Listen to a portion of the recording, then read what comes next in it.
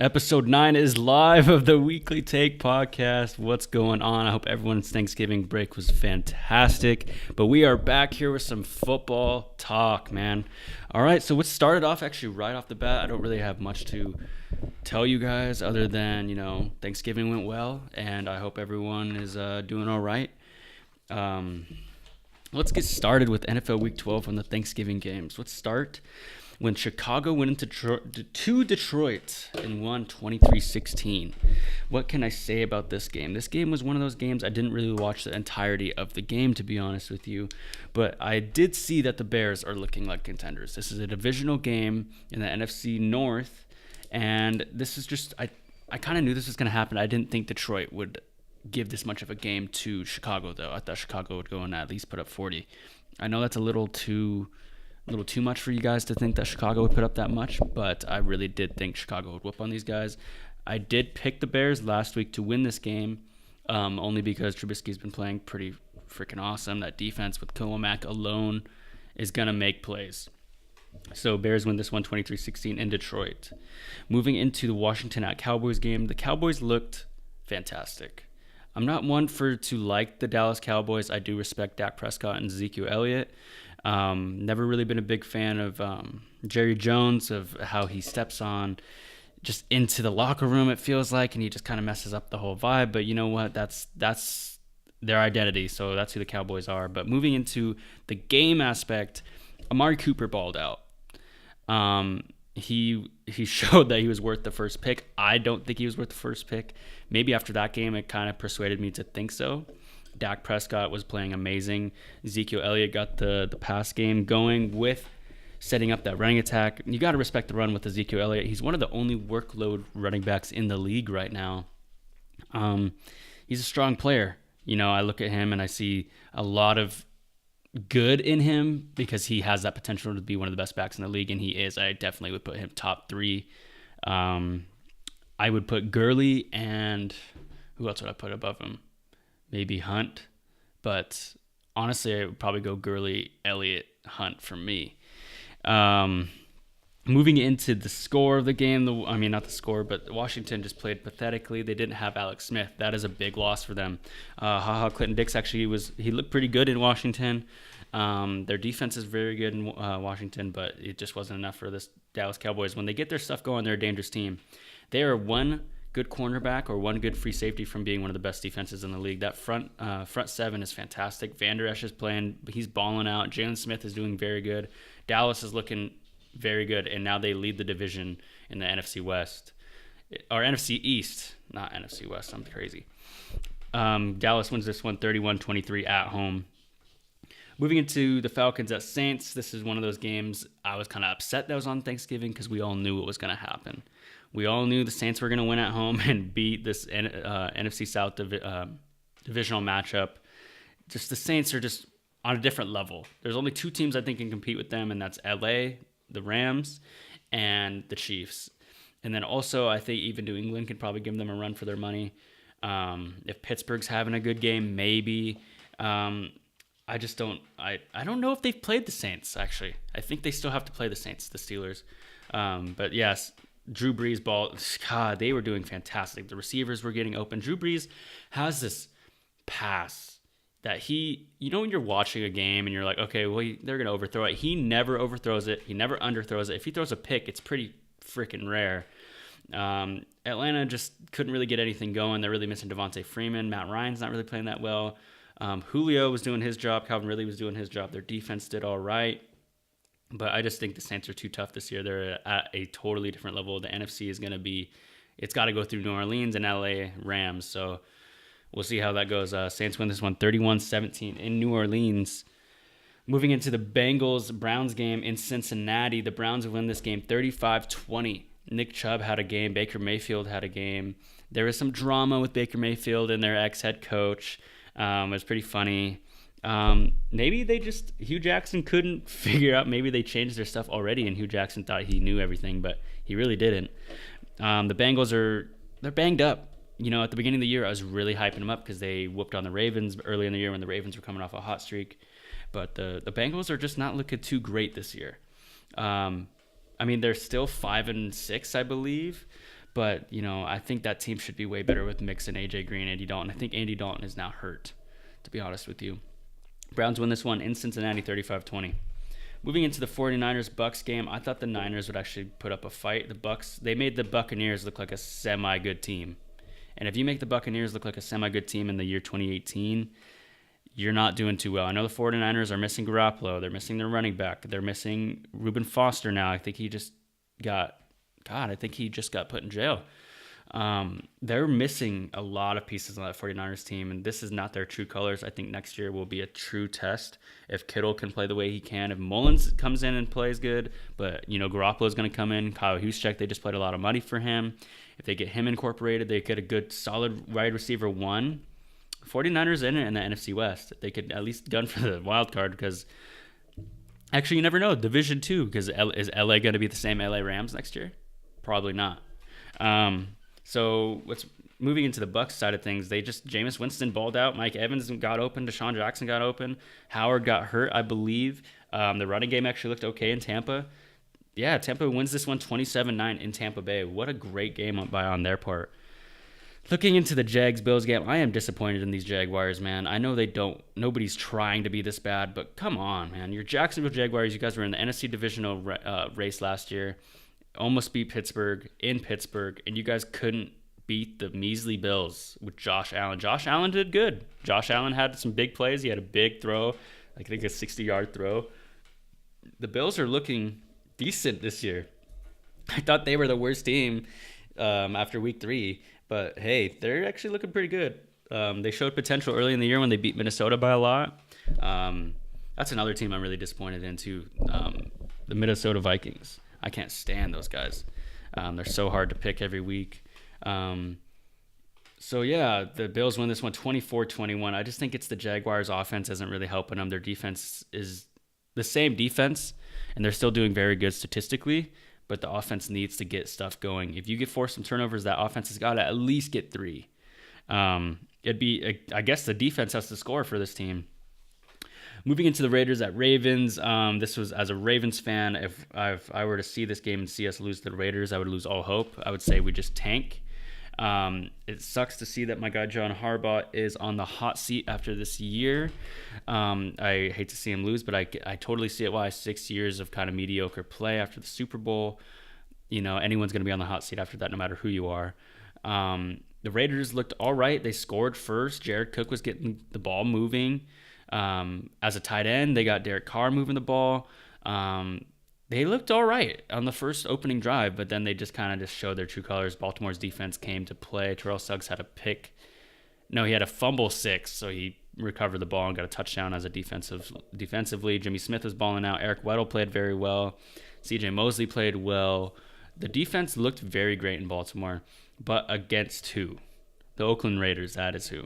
It's going to be a true test against this receiving core in Atlanta next week for Baltimore. Calvin Ridley, Julio Jones, Tevin Coleman's going to be playing. Matt Ryan's notoriously good. Joe Flacco comes in. It will be the draft class of 2007 going at it. I still think Joe Flacco is the better quarterback of the draft. He's got a Super Bowl. He's got an MVP, Super Bowl MVP. I just think the Raiders did not really come to play against Baltimore. They tried as hard as they could, but Baltimore was too tough at home. They win. Baltimore wins this game 34-17 in Baltimore. Moving into the Seahawks at Panthers. The Seahawks, yet again, proved me wrong. I think the Panthers are very good. I really respect Cam Newton. He's a very good quarterback. He's like a perfect specimen for the quarterback. You build a quarterback, you build someone like Cam Newton or Aaron Rodgers. The Panthers just let a big play happen at the end of the game. That was the worst time to let a big play happen, and the Seahawks go and capitalize on it. And Janikowski seals the game for them. Janikowski looks like a bowling pin, but hey, he could still hit game-winning field goals. So Seahawks win this one 30-27. Christian McCaffrey had a very good game. Wasn't enough to beat the Seahawks. Seahawks got their rushing game going as they are this year. They're doing very good on the rushing game. Seahawks win this game 30-27 in Carolina. New England goes into the New York Jets, so into MetLife Stadium. The Patriots end up pulling this game out 27-13.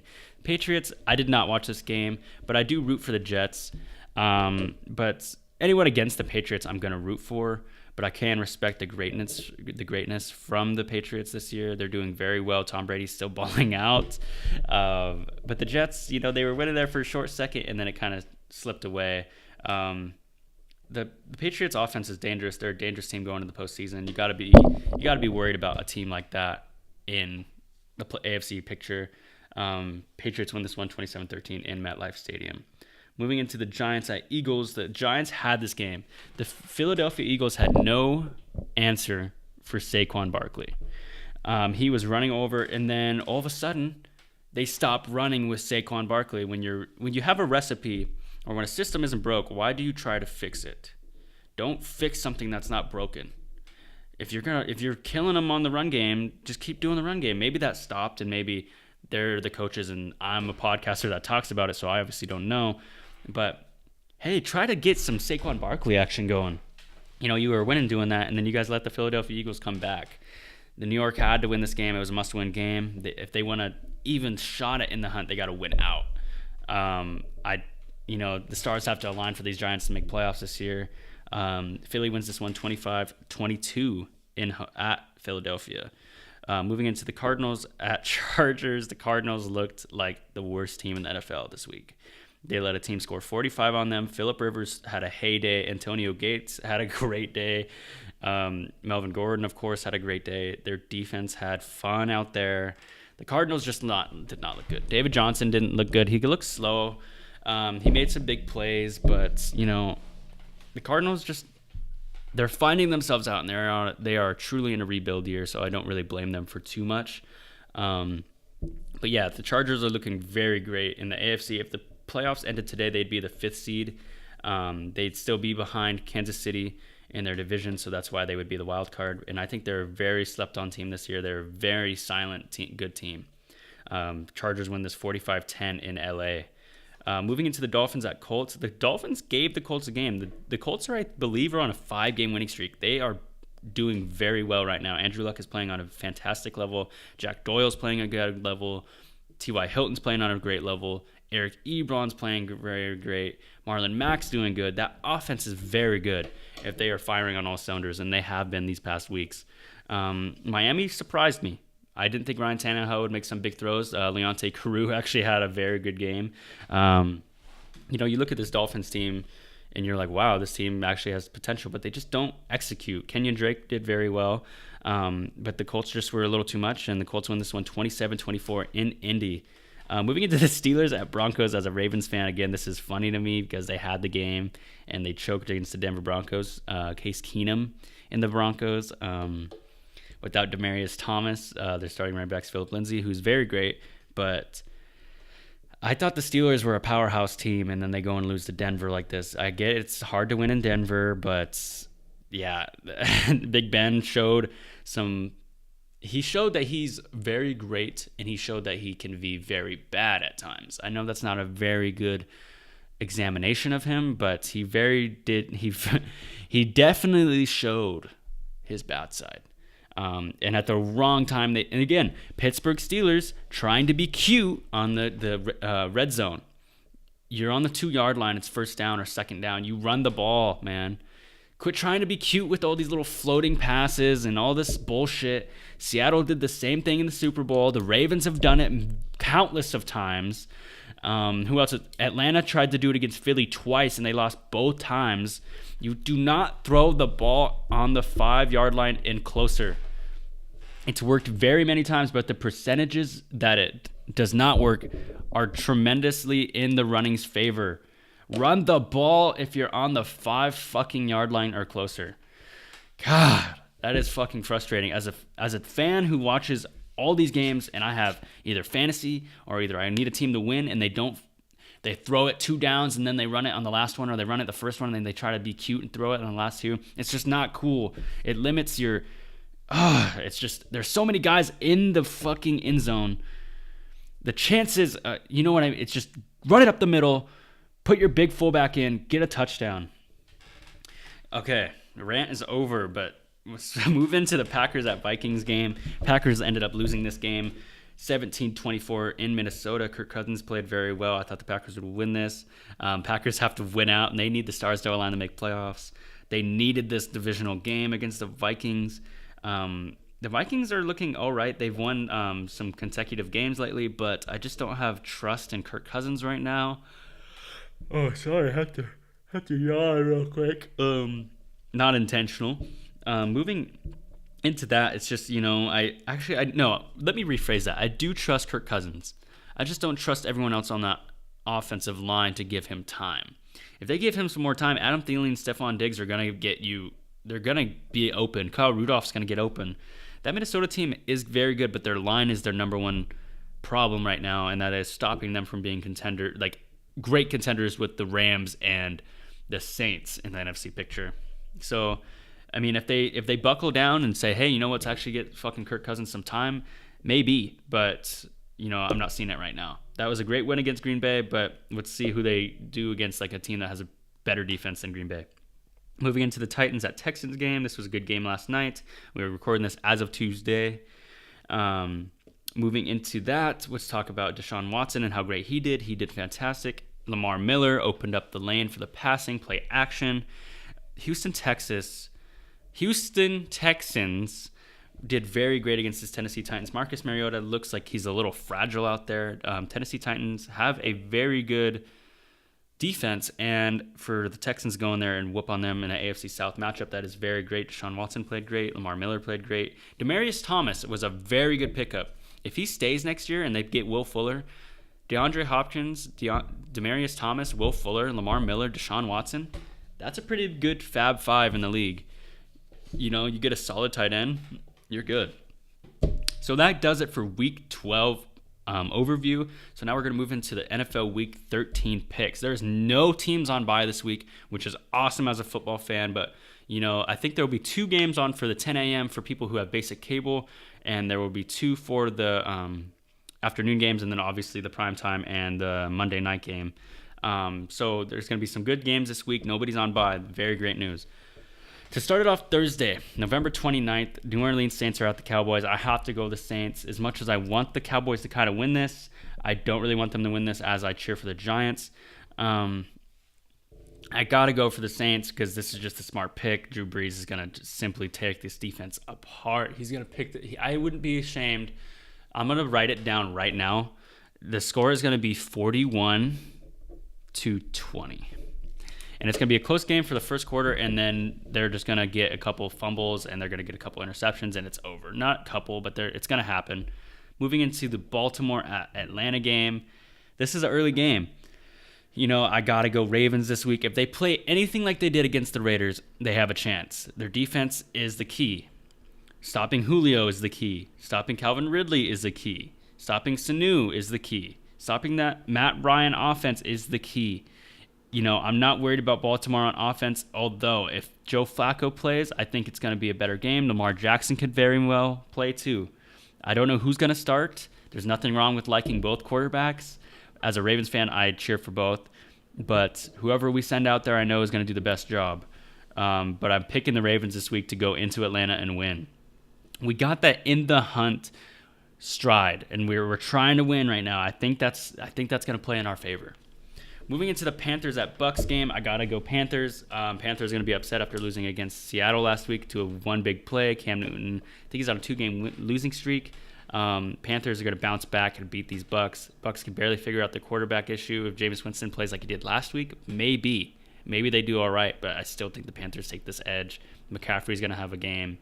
Their offense is going to have a good game in Carolina, but they got to go into Tampa Bay. And I'm not saying Tampa Bay is a big place to go and win, but, going into anyone's home field is going to be hard to win. So I'm going Carolina. Moving into the Bears at Giants, I got to go Bears. It's just statistically the better pick. I really would like to see New York win, but I do not think that's going to happen. I think Mitchell Trubisky is going to have very much fun with this new New York defense. It's just, I think, Tariq Cohen, Jordan Howard, they're going to run over this defense. They don't even have Harrison anymore in the middle. Snacks, they're missing him. I think the Bears take advantage of that and just run right up the gut. Chicago wins this game in New York. Moving into the Buffalo Bills at Miami, I got to go Bills. Bills have actually been proving me wrong, and I've been picking them against them every week, and they've been proving me wrong. So that's why I have to go Bills this week against these Miami Dolphins. So Ryan Tannehill could ball out, but I don't think Kenyon Drake's going to have 2 good games in a row. It's a little too much for me to ask. So I've got to go Bills. Moving into the Colts at Jags. Okay, let's start with the Jags and say, again, I am disappointed in them. And if this was the last year's Jags, I would have no hesitation to pick them. And the Colts are actually playing very well right now. But I got to pick the Jags. Or no, what the hell am I saying? I got to pick the Colts because the Jags are just not doing very well. And I think the Colts go into Jacksonville and win this game. Andrew Luck's going to have very much time. He's going to have a lot of passing routes. He's going to have running backs. He's going to have time. I think Andrew Luck is going to do very great this week. So I got to go Colts. Moving into the Browns at Texans game, I got to go Texans. I don't like the Browns going into Houston with this new offense with Houston, with Demaryius Thomas. Lamar Miller's been doing very well, but I do think, let me tell you why this could be a bad pick. Baker Mayfield could take advantage of this Houston defense, although there's 2 very good edge rushers, Jadeveon Clowney and J.J. Watt, to watch out for. You block those guys somehow, and you get to that secondary, which isn't the greatest secondary. I think Baker Mayfield can make some plays. Maybe Nick Chubb can get up the middle. But I don't know. Houston Texans defense is very great. And I'm going to go Houston. They're on a 6-game winning streak, and I think they maintain it at home. Moving into the Denver Broncos game at Cincinnati Bengals, I got to go Broncos. God, I am stumbling my words this week, and I apologize for that. We got to go Broncos this week because if the Broncos play anything like they did against Pittsburgh, I think they're going to whoop the Bengals. And I don't even think the Bengals have Andy Dalton this week, so it's going to be a pretty short pick. I got to go Denver this week. That defense is going to do very good against these Bengals. So let's go Broncos in Cincinnati this week. Picking a lot of away teams currently, and usually that bites me in the ass. But, let's go. I have a good feeling about some away teams this week. Although my Ravens I am a little worried for. We may come back to that pick. Moving into the Rams at Lions, I shouldn't even have to really talk much about this game. Rams are coming off a bye, and they're going against Detroit. And Detroit actually just lost to Chicago. I think they're going to drop 2 losses in a row, one against the Rams. I shouldn't have to say anymore. Todd Gurley, Jared Goff, Cooper Kupp, Cooks should be all I need to say for that offense to put up points on these Lions. I know they just got Harrison from the Giants, but I just think the Rams are too much. Cardinals at Green Bay. I think Green Bay is going to run the table. I think they're going to win out. So I got to go Green Bay. The Cardinals look pathetic against the Chargers. Chargers are a very good team, nonetheless. But I still think Aaron Rodgers is going to have fun against the Arizona Cardinals defense. David Johnson is going to have one big play. I say an 80-yard touchdown, but I still don't think that will be enough to beat these Green Bay Packers. I think the score will actually be 24-9. It's going to be a weird score. Green Bay wins. In Green Bay. It's hard to win in Lambeau Field. Moving into the Jets at Titans game, I got to go Titans. As much as I want the Jets to win, I got to go Tennessee. Marcus Mariota actually showed some light against the Texans, although he's a little fragile. I just think the Tennessee Titans will win at home this week against the Jets. The Jets haven't really showed too much promise this year, so I think the Tennessee Titans win. Moving into the 49ers at Seahawks. Seahawks just beat the Panthers in Carolina. That is very convincing. I will be picking them unless they just lay an egg against the 49ers, I don't think Richard Sherman is going to come into Seattle. It's going to be a bad homecoming, a good homecoming. Who knows? So it's going to be some drama. It's a 1 o'clock game. It's going to be very cool to see. But I'm picking Seattle Seahawks. Hopefully Wilson doesn't throw Sherman's way. Maybe Sherman gets a pick. That would be all over the place. But I still think Seattle's going to win this game. Moving into the Vikings at Patriots. I have a hard time picking the Vikings every week. Me and my grandpa do picks. And it's the Vikings, it's the Titans, and it's the Giants. Those are the hardest team for us to pick. But I just, going with that logic, I got to go Patriots just I don't like to pick them. And they're going into Foxborough. That should be enough to convince anyone that the Patriots will win. Tom Brady's playing great. The offense is playing great. Their defense is actually playing very great with the hybrid system. I really like the speed defense kind of thing they got going in New England. So I think I'm going to pick New England, go in Foxborough this week. Moving into the Chargers at Steelers, I got to go Chargers. Chargers are playing fantastic. I think Phillip Rivers, Melvin Gordon, Keenan Allen, all those guys are going to just be all over this Pittsburgh defense. If the damn Broncos put up fucking 24 points against the Steelers, I think the Chargers could put up 35. I'm actually going to write that down right now. 35-17 Chargers win in Pittsburgh. For Monday night, we got the Redskins at Eagles, and I got to go Eagles just because the Redskins don't have a starting QB. I know the Eagles are very, very handicapped on defense right now.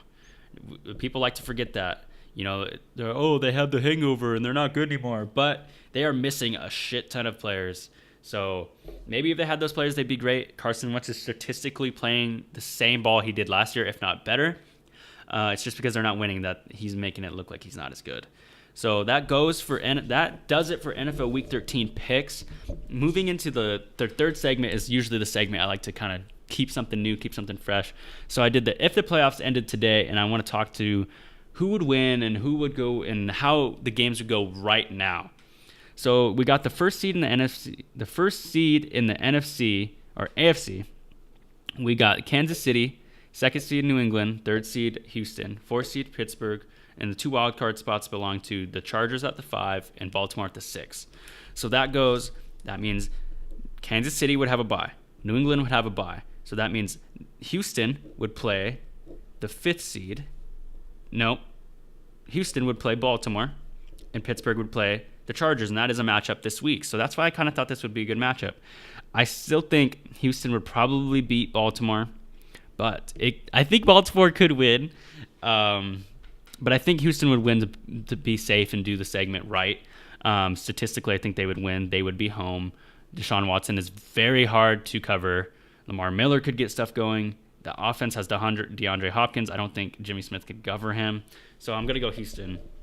And then we got Pittsburgh Chargers. I think Chargers would win. So I got to go LAC. And then the lower seed would play. So that means LAC would play Kansas City. And the Chargers know the Chiefs better than most people in the playoffs because they are in their division. So maybe that could be a good game, but I still think Kansas City wins. And I still think New England beats Houston. It's got to be Kansas City, New England in the AFC playoffs picture.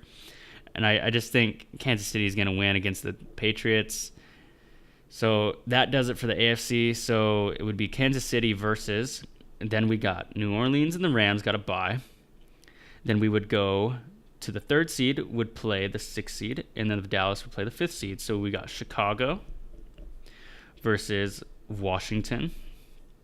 And then we got Dallas versus Minnesota, and Dallas is home. I think Dallas wins against Minnesota. If Zeke and Dak have a very good game and Mark Cooper does very good, Van Der Esch makes some plays, Jalen Smith makes some plays, it could very well happen. So it would be Dallas versus, and Chicago would whoop on Washington. So then it would be Dallas versus Chicago, and I think Chicago would win that game. And then, so with that, it would not be Dallas versus Chicago. The lower seed would play. So Dallas would play New Orleans. New Orleans would win that game. I don't even need to tell anything that. So New Orleans, Chicago versus the Rams. And God, man, both 1 and 2 teams are going to be playing this year. Now that I look at it, it's going to be New Orleans versus the Rams. And I think the Saints win that. And honestly, I think it could be Mahomes versus Drew Brees in the Super Bowl this year. It very well could happen. I think the Saints win it. I think the Saints win the Super Bowl. As of week 13, I think the Saints go and win the Super Bowl. You heard it here first on Weekly Take for the NFL. So before we get off the show, before we start doing something else and with our days and doing whatever we do, let's talk about a little bit about the NBA. I know I haven't talked a lot about the NBA. It's just, the playoffs are coming for the NFL. It's a lot harder to talk about the NBA and get really excited when it's very starting off. But this just in, Kyrie Irving wants to re-sign with Boston. I think that's going to be a very good signing for them if they can maintain him. I would hate to see Kyrie Irving walk. He's selling jerseys. He's bringing people into that arena. I think that's a very good decision. KD drops 49 in a comeback win. Okay, let me start by saying Kevin Durant is a very great player. Fantastic, probably the best player in the league, arguably. He is single-handedly bringing this Warriors team to life. And don't get me wrong, I'm not saying they weren't something before he was there. They had the best record before he was even there, and they won a championship before he was there. I think they won 2. But Kevin Durant is keeping that Warriors team afloat whenever they play a big team. They're playing someone like the Cavs when they had LeBron. They were playing against someone like the Celtics. Steph Curry, Klay Thompson, Draymond get shut down, you still have to shut down that 7-foot monster putting up 40 points. So I don't blame anyone who lets Kevin Durant drop 49. He is a once-in-generational player. Wizards spoil Harden's 54 points. That's another big headline. Wizards aren't that bad. You know, when they won at Buckland and they have Bradley Beal, John Wall, and those two alone are going to win you games. But Bradley Beal wants out of Washington, and that is a pretty crazy thing. What if he goes to the Spurs? Bradley Beal, DeMar DeRozan, Marcus Aldridge, Rudy Gay. I'm just saying it could be a powerhouse team in the West. Boogie Iron returned after Christmas. If these guys get Boogie this year early, it's gonna screw the whole league up in a good way and a bad way. I love to see greatness and I love to see dynasties and I love to see that. But Boogie is gonna mess things up. Can't wait to see all the technicals he gets. It's gonna be very cool to see. Fultz meeting with the specialist this week, and let me talk to you about the specialist. Markelle Fultz is doing a very good decision, or is making a very great decision by going to see a sports psychologist. I think this is maybe what is causing him the funk. He was the first pick out of UW, and you know he had all this potential, and then he can't even really get his mind right. So maybe if he gets his mind right, you know he's going to be doing very great. And I'm cheering for him, as you know he went to UW, and I'm from over in that area, you know, north of that area. And I think Fultz will bounce back and have a very great year. They have Jimmy Butler, Markelle Fultz, Ben Simmons, Joel Embiid. They're going to be very great this year. But if he's the piece. He is that key piece. I think if he comes in and just does very great, they're going to be very, very well going into the playoffs. Although Toronto, Boston, the Pacers, all those teams are going to be in the way to stop them. Milwaukee. There's some very good teams in the East this year. It's not the least, but they're not better than the West. Steph's car crash video was a big thing. It goes to show that NBA athletes are not superheroes. You know, as much as I hate to see this kind of stuff, it shows people that these guys are mortal, and that's too bad. And I'm very grateful that Steph Curry is healthy, because I would hate to see him get injured and not be able to play for a significant amount of time. Moving into the last part, the shocking thing of the NBA right now. A team I usually dislike is the number one seed in the West right now, and that's the Los Angeles Clippers. I have no idea what's going on over there. They have just flipped the switch, and it's cool to see that they're the better team in LA than the Lakers. The Lakers will bounce back, I believe. They have LeBron. But the Clippers are a shock of the week for Weekly Take.